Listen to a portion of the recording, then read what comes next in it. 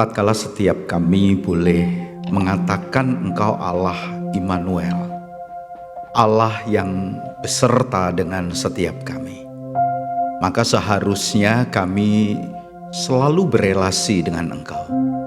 Kami mengaminkan akan kehadiran-Mu di dalam kehidupan kami, yang bukan saja memberikan pengaruh terhadap setiap kami secara pribadi, karena kami juga percaya Engkau Allah yang Immanuel di dalam kehidupan keluarga dan rumah tangga kami, sehingga kami boleh menjalani kehidupan sebagai keluarga-keluarga yang hidup di dalam tatanan mesianik. Bapa, kami sebentar mau kembali diteguhkan melalui pembelajaran tatkala kami membaca dan merenungkan firman-Mu. Biarlah Tuhan Engkau boleh menolong setiap kami mengerti bagaimana seharusnya kami merenda kehidupan di dalam rumah tangga kami. Berkati kami ya Tuhan di dalam segala kelemahan keterbatasan kami mengandalkan Engkau. Di dalam nama Tuhan Yesus Kristus. Amin. Selamat pagi Bapak Ibu. Kita akan lanjutkan tema kita setelah keluarga itu penting. Lalu minggu kemarin kita membicarakan tentang FOMO, Family on Messianic Order, sebuah rumah tangga yang seharusnya hidup dalam tatanan mesianik itu seperti apa, yang itu bisa berseberangan dengan FOMO, Fear of Missing Out, keluarga yang takut ketinggalan dalam banyak hal. Itu tentu saja akan berbeda bagaimana menjalani kehidupan rumah tangga. Hari ini kita membahas sebuah tema, yaitu akrab di luar tapi renggang di dalam, gitu ya. Apakah ini menjadi sebuah tema yang sebetulnya sedang terjadi di dalam kehidupan rumah tangga kita? Bapak Ibu, setiap kita ini adalah berdasarkan Kejadian 1 ayat 26 sampai 28, jelas di ayat 26, mari kita menciptakan manusia menurut gambar dan rupa kita. Ya. Sehingga kita memahami bahwa posisi kita itu adalah posisi yang sangat luar biasa sebagai ciptaan Tuhan. Tetapi sebagai ciptaan Tuhan, kita ini disebut sebagai satu, misalkan. Setiap kita ini adalah personal being. Setiap kita ini adalah manusia dengan kepribadian masing-masing yang sangat unik. Setiap kita itu adalah spiritual being. Ya. Sehingga kita tidak akan pernah menemukan dalam ciptaan yang lain sebuah kemampuan interaksi yang dilakukan oleh manusia ciptaan dengan Allah pencipta. Kita ini juga adalah bukan sekedar spiritual being, kita ini adalah physical being. Yang artinya ya setiap kita ini dengan keberadaan kita, fisik kita adalah ciptaan Tuhan. Yang sangat berbeda, di mana Tuhan meletakkan kita terlahir dari suku mana dan lain sebagainya. Kita juga adalah sexual being. Kan jelas dikatakan Tuhan menciptakan manusia laki-laki dan perempuan. Itu udah kita bahas di minggu pertama. Tapi jangan lupa kita ini adalah social being. Social being. Tidak baik kalau manusia itu seorang diri saja, maka Tuhan menciptakan Hawa. Yang artinya manusia itu keutuhannya, kelengkapan dirinya sebagai ciptaan Tuhan, itu mesti terjadi sebuah proses berinteraksi, berkomunikasi, berelasi dengan pihak lain.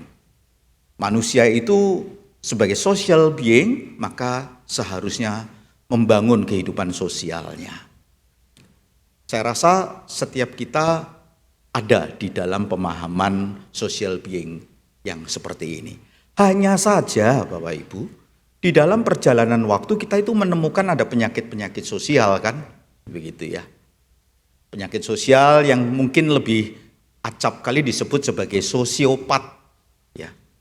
Orang yang antisosial, orang yang tidak berinteraksi, orang yang nyaman dengan dirinya sendiri, dan masih banyak ekses-ekses lain begitu ya. Bahkan kemudian itu saya lihat pertama kali itu melalui YouTube, itu terjadi di Jepang. Tapi nampaknya ini sudah menjadi bagian yang melanda dunia. Orang bisa betah di kamar sendirian sampai 6 bulan, sampai 9 bulan, dan tidak berinteraksi dengan orang lain. Ada satu istilah itu ya, saya lupa istilahnya. Gitu ya, kalau yang di Jepang itu. Tuhan tidak menciptakan kita sebagai manusia yang antisosial. Kita bersosialisasi. Kalau perempuan bersosialita, itu ya artinya berinteraksi satu dengan yang lain. Nah, Bapak Ibu, ketika kita menyadari manusia yang bersosialisasi, manusia punya kebutuhan itu. Kebutuhan untuk membangun relasi dengan orang lain. Sebetulnya ini hal yang sangat positif. Karena disadari atau tidak, kehidupan kita itu dibentuk oleh Tuhan salah satunya melalui relasi. Melalui bersosialisasi. Kita menjadi seperti apa pada saat ini, ada kontributor-kontributornya. Salah satunya adalah ketika manusia bersosialisasi. Yuk kita baca 2 bacaan kita hari ini, cuma ini dari kacamata yang harus hati-hati. Mazmur 1 ayat 1 disebutkan demikian. Berbahagialah orang yang tidak berjalan menurut nasihat orang fasik, yang tidak berdiri di jalan orang berdosa, dan yang tidak duduk dalam kumpulan pencemooh. Satu lagi dari 1 Korintus 15 ayat 33. Janganlah kamu sesat, pergaulan yang buruk merusakkan kebiasaan yang baik. Di dalam POP 2 atau di dalam katekisasi di gereja kita, POP 2 itu ada satu sesi yang namanya personality. Kita mencoba untuk memahami bahwa setiap kita ini memiliki kepribadian. Nah, kepribadian itu dibentuk salah satunya melalui apa saja yang ada di sekitar kita, dan tatkala ada akses yang kemudian terjadi, itu bisa membentuk kehidupan kita. Dan 2 ayat ini adalah 2 ayat yang saya sering pakai untuk sesi itu. Dengan tetap menyadari bahwa Tuhan itu membentuk kita melalui lingkaran di sekitar kita. Mungkin di minggu pertama saya menyebutkan seorang ibu yang namanya Dorothy Nolt. Yang dia mengatakan seorang anak memiliki kepribadian seperti apa, itu dimulai di rumahnya. Dimulai di rumahnya. Kalau mulutnya itu gampang caci maki, cek di rumahnya ada apa. Kalau dia bisa memberikan apresiasi, cek di rumahnya ada apa. Itu Dorothy Nolt mengatakan demikian. Nah, kalau kita memperhatikan bagian 2 bacaan tadi, seolah-olah mana yang lebih dominan mempengaruhi kehidupan kita. Itulah yang kemudian mulai membentuk kita.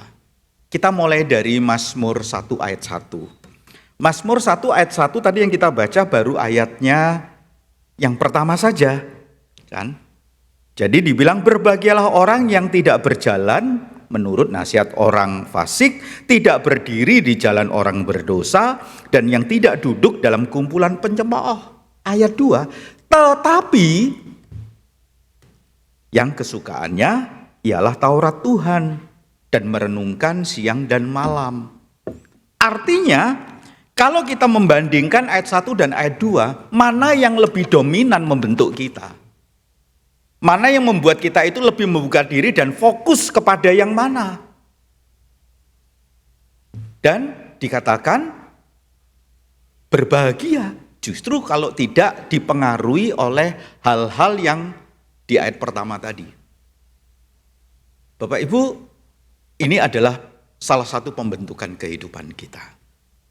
Yang kedua, kalau kita melihat di dalam 1 Korintus 15, Ini cukup menarik dan saya kayaknya pernah sampaikan kepada Bapak Ibu, mari kita melihat bagian yang paling terakhir, kebiasaan.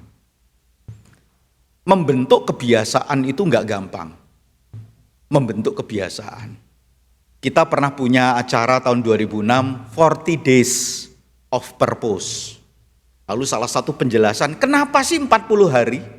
Karena dianggap setelah proses 40 hari, proses kebiasaan itu mulai terbangun. Sesuatu menjadi kebiasaan itu terbentuk. Itu artinya apa? Melewati waktu, melewati ketekunan, banyak hal yang kemudian dengan disiplin, kita membiarkan bagian itu akhirnya menjadi kebiasaan. Setelah menjadi kebiasaan itu seolah-olah mendarah daging. Itu terjadi proses internalisasi di dalam diri kita. Itu menjadi bagian dalam hidup kita. Akhirnya menjadi kebiasaan. Kebiasaan-kebiasaan yang sudah terbentuk itu, wah itu sesuatu yang luar biasa. Kalau kita sudah punya kebiasaan-kebiasaan yang baik. Nah itu kebiasaan Bapak Ibu. Tapi yang luar biasa dari bagian ini, kebiasaan yang sudah mendarah daging itu ternyata bisa berubah. Oleh karena apa? Oleh karena pergaulan yang salah. Berarti pergaulan itu punya sebuah daya bongkar terhadap kebiasaan yang baik. Pergaulan yang buruk bisa merusakkan kebiasaan yang baik. Artinya apa?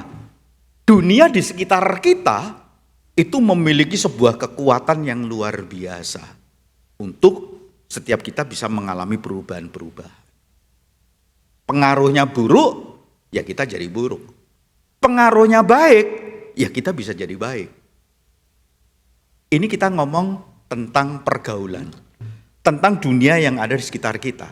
Sementara tadi di awal, saudara dan saya diciptakan sebagai makhluk sosial, yang tidak mungkin kita tidak bersosialisasi, yang tidak mungkin kita tidak bergaul, yang tidak mungkin kita tidak berinteraksi dengan orang lain.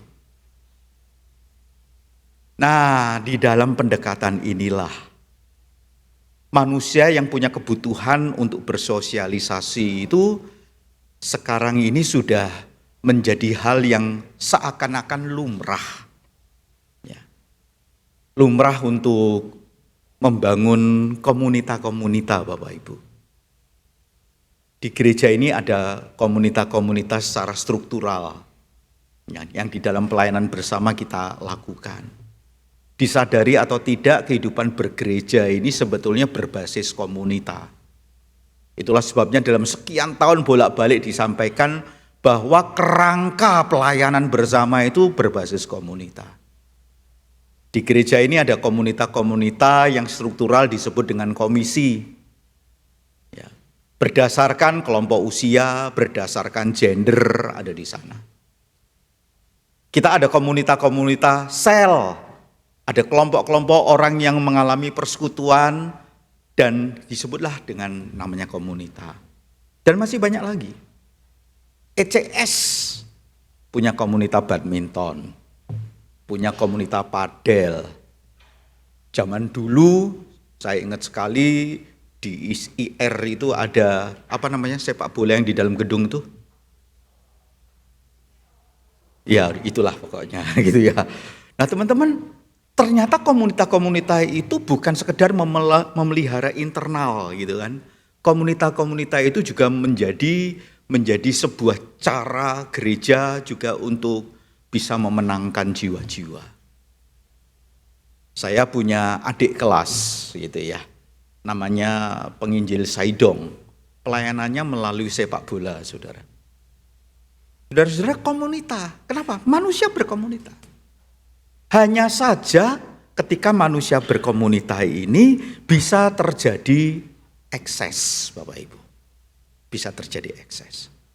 Eksesnya terjadi kalau secara internal keluarga itu banyak permasalahan yang tidak diselesaikan. Ketika manusia berkomunitas terkadang di lapangan padel tidak cukup. Katakanlah seminggu 2 kali, seminggu 3 kali, enggak cukup. Karena kita mulai main bersama, mulai kenal, mulai ngobrol, mulai ngopi. Lalu mungkin saja kita melakukan pertemuan-pertemuan di luar lapangan. Yang sah-sah saja untuk bicara apa? Membicarakan bisnis, membicarakan mengembangkan komunitas, membicarakan apa saja. Dengan kata lain, ya itu kan kebutuhan kita. Dan mungkin untuk mengembangkan pekerjaan, mengembangkan apa saja yang kita mungkin bisa sampaikan.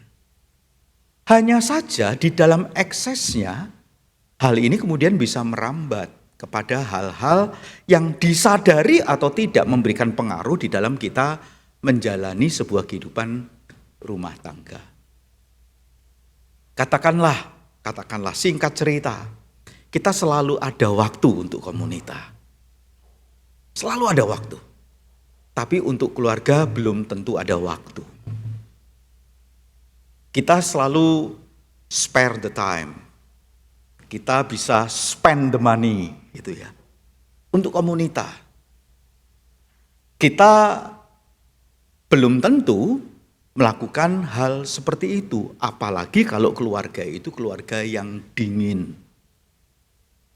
Bapak Ibu, sehingga kalau untuk di luar, telinga itu siap untuk mendengar, di rumah telinga itu ditutup. Tidak ada waktu untuk mendengar pasangan, untuk mendengar anak, untuk mendengar orang tua. Kalau di luar, kita itu mungkin bahkan bisa untuk mulai mempersiapkan kebutuhan-kebutuhan finansial tertentu. Tetapi untuk kebutuhan-kebutuhan internal rumah tangga, kita merasa itu tidak menjadi tanggung jawab saya. Bapak Ibu, jelas berkomunitas, kita akan kumpul dengan orang yang punya hobi yang sama, minat yang sama, interest yang sama. Sehingga ketika kita itu ngobrol dengan mereka, nyambungnya lebih banyak.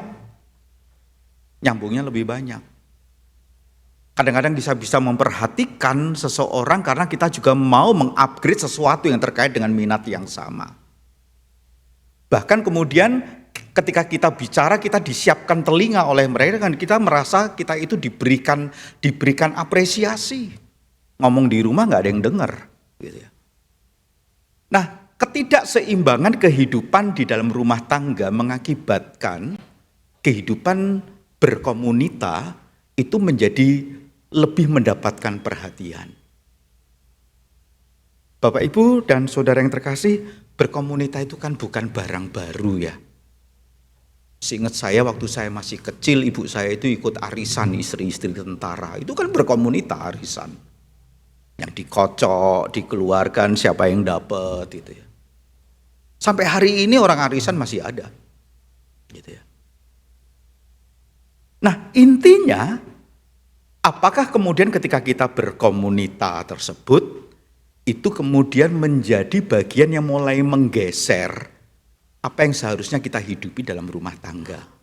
Padahal Bapak Ibu, kalau saya boleh bilang, komunitas paling inti yang Tuhan bentuk, yang Tuhan rancang, yang Tuhan berkati, itu namanya keluarga. Keluarga itu kan komunitas paling inti. Gak ada orang yang tidak menjadi bagian dari keluarga. Setiap kita bagian dari keluarga. Yang seharusnya itu menjadi bagian yang memberikan kontribusi terhadap kehidupan kita, membentuk kita. Kita ada di dalamnya dan bertumbuh, dan melalui keluarga itu kita bisa menjadi berkat bagi orang lain, bagi komunitas lain. Tadi dua bacaan kita ini dari sudut pandang dampak negatifnya. Seharusnya kita juga bisa melihat ini dalam sebuah antitesisnya, seharusnya komunitas itu menjadi tempat di mana kita akan memberikan pengaruh yang positif yang membangun orang lain. Seharusnya kan begitu Bapak Ibu. Tetapi intinya begini Bapak Ibu. Disadari atau tidak, kita itu terkadang mulai akrab dengan komunitas. Saya lupa minggu lalu kayaknya. Saya suka bermotor Bapak Ibu. Minggu lalu itu saya menemukan Honda CB itu banyak sekali di Denpasar. Ada yang plat B, ada yang plat B, A, BK, itu berarti dari Sumatera. DR dan lain sebagainya. Saya enggak tahu, saya bilang anak saya jangan-jangan ada jambore CB di sini. Gitu ya.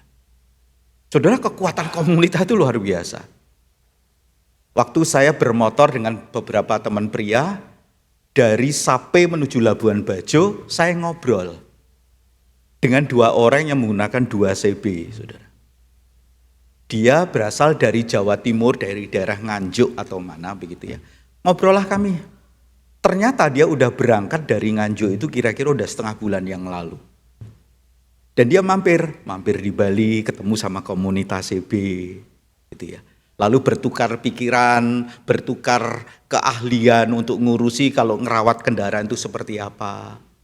Lalu ketika ada di Lombok, nginep lagi, disiapkan tempat 2 malam oleh kelompok CB Lombok. Lalu pada waktu sudah ada di Sumbawa, dia sempat tinggal di Sumbawa Besar gitu, saudara. Saudara, komunitas itu luar biasa, saudara. Luar biasa. Tapi kalau itu semua kemudian mulai merenggut waktu kita, untuk komunitas kita selalu punya waktu. Untuk istri, untuk suami, kita nggak punya waktu. Harus dikasih tanda tanya, saudara.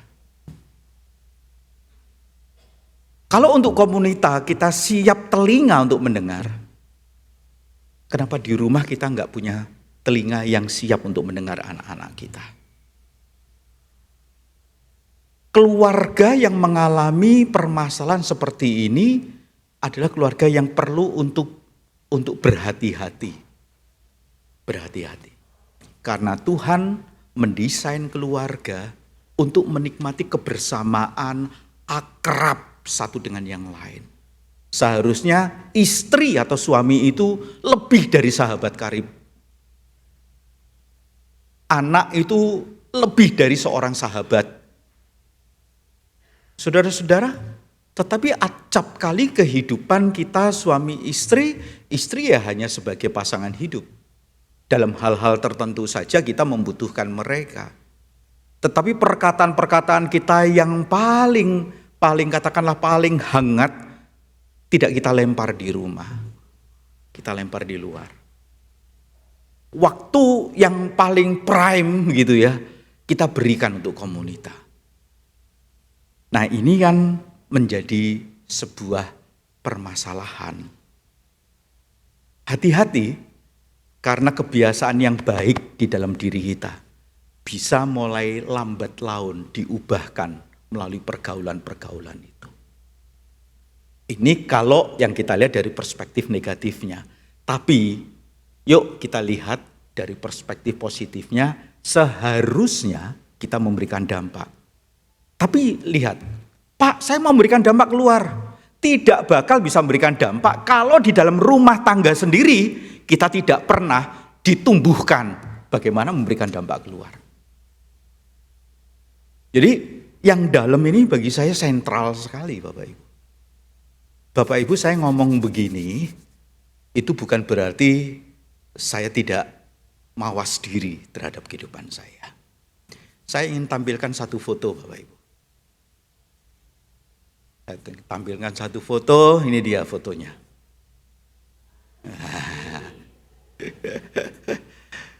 Ya, itu foto saya. Ya, di samping itu istri saya. Ini kami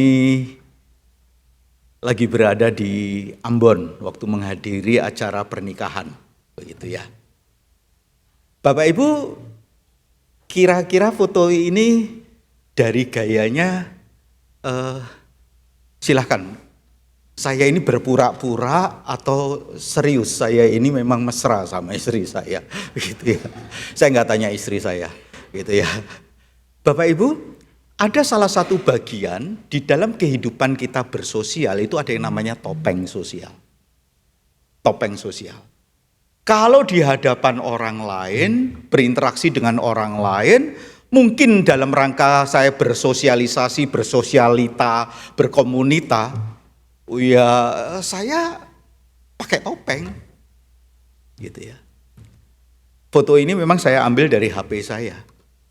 Tapi mungkin kita boleh melihatlah di rumah kita masing-masing, ada nggak foto keluarga di rumah? Yang ukurannya gede gitu, kita pasang tuh di ruang tamu.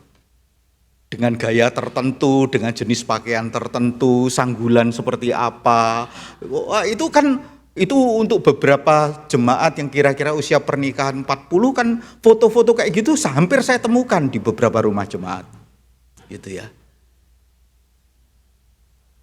Ini bisa menjadi etalase, etalase rumah tangga Bapak Ibu. Begitu masuk, aduh harmonis banget loh, gitu ya. Aduh pelukannya, aduh senyumnya. Kita pulang gegeran saudara. Kita pulang bertengkar suami istri ini. Dan rupanya itu sudah menjadi kebiasaan bertengkar. Artinya apa? Kita di dalam rumah tangga itu mungkin hanya memunculkan etalase keluarga. Yang senyuman hanya di foto saja. Yang senyum-senyum pada waktu ada tamu datang ya udah. Bahkan kita bergandengan tangan. Begitu pintu ditutup, dilepas gandengannya saudara. Bapak Ibu, belum lagi nanti kita mencoba memahami apa yang ada di balik pintu. Kita menghidupi seperti apa? Yang sangat besar kemungkinan di dalam itu udah renggang Bapak Ibu. Renggang. Tapi di luar biasa. Nah, kalau saya mau melanjutkan dengan tema-tema yang kita bahas. Di minggu yang pertama kita membahas keluarga itu penting enggak? Penting. Karena yang menciptakan keluarga Tuhan kok. Bahkan Tuhan menciptakan kita sesuai dengan gambar dan rupa Allah. Tuhan menciptakan kita laki-laki dan perempuan. Sehingga ketika Tuhan itu kemudian memberikan tugas kepada manusia, beranak cuculah. Itu konteks laki-laki dan perempuannya itu menjadi salah satu cara. Sehingga beranak cucu itu selalu dalam framing rumah tangga yang diberkati oleh Tuhan. Dan tidak berhenti sampai di situ kan. Kita membahas di dalam Kejadian 16. Perjanjian antara Allah dengan Abraham, kamu dan keturunanmu akan menjadi umatku. Yang artinya keluarga itu menjadi tempat di mana anak-anak bertumbuh di dalam iman, mengenal Tuhan Yesus dan melanjutkan iman itu sehingga mereka beribadah kepada Allah. Lalu ada satu istilah yang saya ambil dari Keluaran. Tatkala Tuhan mengatakan kepada Musa, Allah ayahmu itu Allah Abraham, Allah Ishak dan Allah Yakub. Yang artinya apa? Dari turun-temurun membawa Allah ini hadir dalam sebuah rumah tangga. Bisa bayangkan enggak? Kalau dalam rumah tangga mulai enggak akrab, kira-kira transfer iman ini muncul enggak? Terjadi tidak? Bapak Ibu, ini kan yang menjadi satu kondisi yang harusnya kita pikirkan. Minggu kedua, kita bicara family on messianic order versus family kalau kena fear of missing out. Ketika temennya masukkan ke IG lagi ada di mana, dia bisa bilang sama suaminya, "Pak, kapan kita liburan ke sini?" Ketika seorang anak melihat temannya sudah menggunakan barang baru, dia juga mengatakan, "Ma, kapan aku dibeliin?" Seperti dia. Saudara-saudara, ini kan memberikan dampak yang luar biasa. Lalu kemudian kita mulai menghidupi diri sendiri. Kemarin dalam kelas persiapan, itu kita membicarakan tentang black kongguan. Black kongguan itu kan ada gambarnya seorang ibu dengan 2 anak ya, yang di biskuit itu ya. Memang pertanyaan nakalnya, bapaknya di mana? Gitu kan? Bapaknya di mana? Ya jawaban gampangnya, bapaknya yang moto. Yang moto itu bapaknya. Gitu ya. Tapi kan gambar ini kemudian di media itu udah mulai dirubah. Bahkan kalau mau ditambahi bapaknya, ada bapak, ada anak, ada mama, begitu ya, 2 di meja makan. Tapi tidak sedang makan bersama, sedang pegang HP masing-masing. Gitu ya. Nah teman-teman, Nggak usah orang luar lah. Kadang-kadang saya sama istri ini kalau di kamar gitu kita itu juga suka geleng-geleng. Ya. Ada anak di situ, tapi waktu diajak bicara dia nggak respon. Karena ternyata di sini disumpal sama yang namanya earphone. Gitu. Bahkan tiba-tiba kami lagi baca, lagi apa, dia bisa ketawa sendiri, hahaha, dan lain sebagainya. Gitu ya. Nah, akses kebersamaan ini nanti kita bahas minggu keempat besok ya. Saya nggak mau masuk ranah itu. Gitu ya. Tetapi inilah yang membuat kita seharusnya kita perhatikan supaya kita di dalam itu akrab. Seharusnya saya lebih akrab dengan istri saya ketimbang saya akrab dengan sahabat saya. Seharusnya saya harus punya waktu bagi anak saya ketimbang saya punya waktu bagi orang lain. Harusnya, idealnya begitu Bapak Ibu. Kenapa?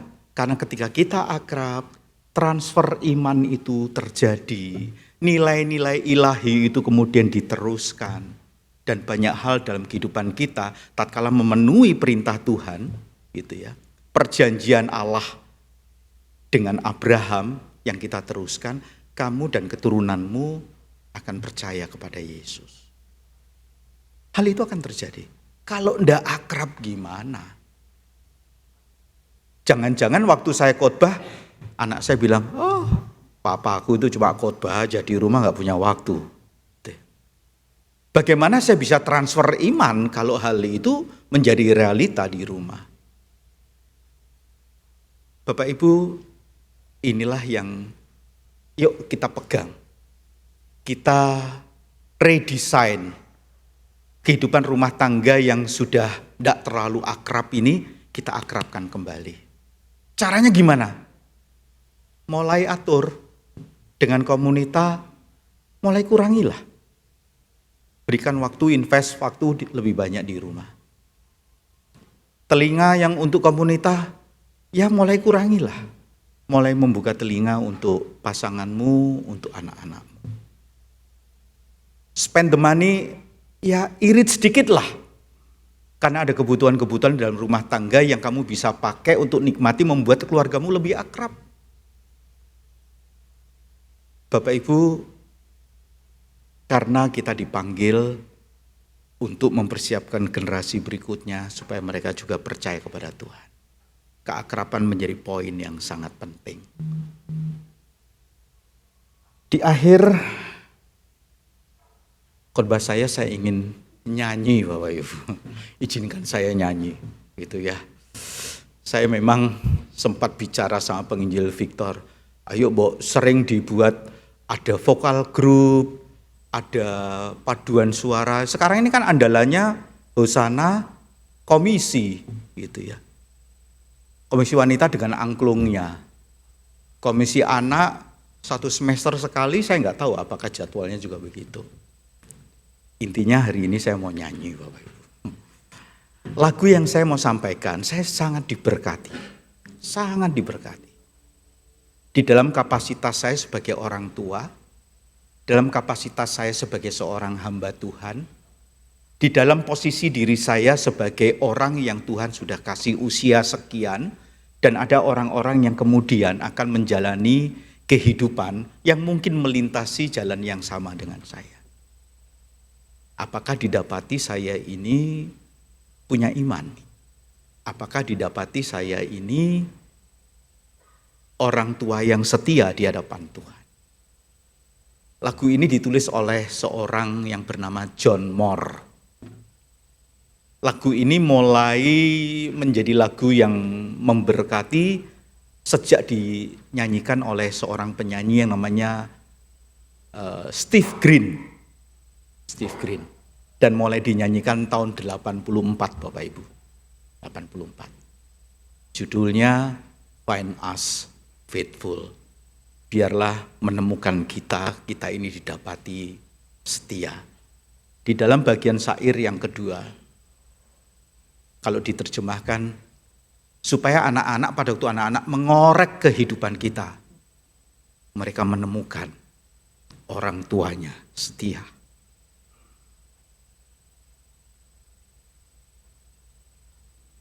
Bapak Ibu, saya ingin menyanyikan. Kalau kita tahu lagu ini, ayo kita nyanyikan. Tolong ditampilkan minus one-nya. Itu ya. Find us faithful.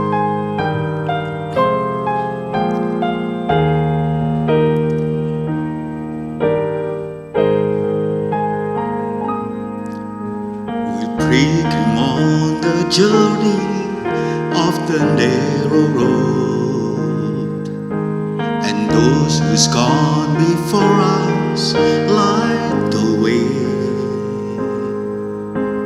cheering on the faithful, encouraging the weary, the life of steering testament to God's sustaining grace.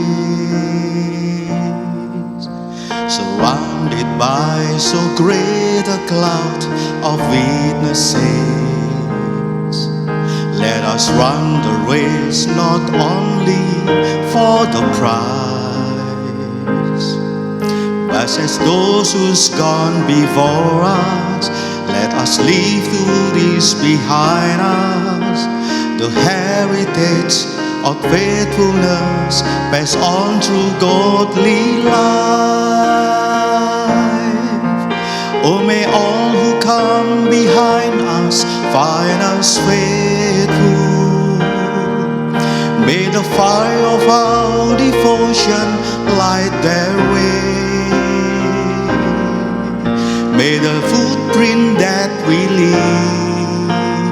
lead them to believe, and the life we live inspire them to obey. Oh, may all who come behind us find us faithful. Bait yang kedua. After all our hope and dreams have come and gone, and our children see through all we left behind, may the cloud of this and the memories they uncover become the light that lead them to the most find. Oh, may all who come behind us find us faithful. May the fire of our devotion light their way. May the footprint that we lead them to believe, and the life we live inspire them to obey. Oh, may all who come behind us find us faithful. May the fire of our devotion light their way. May the footprint that we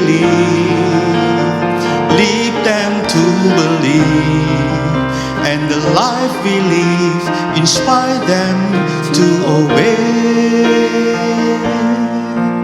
Oh, may all who come behind us find us faithful.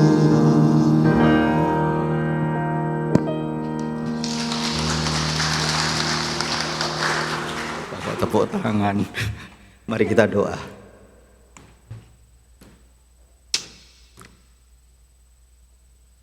Biarlah lagu ini menggetarkan setiap kami orang tua. Bahwasannya yang sedang dinanti-nantikan oleh anak-anak kami, didapati di dalam diri kami kesetiaan, iman, hidup yang sungguh-sungguh di dalam Tuhan.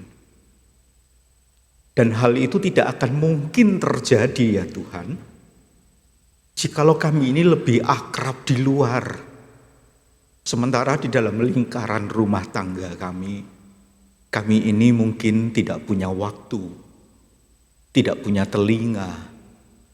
Bahkan untuk membangun kebersamaan itu membutuhkan upaya yang sangat besar.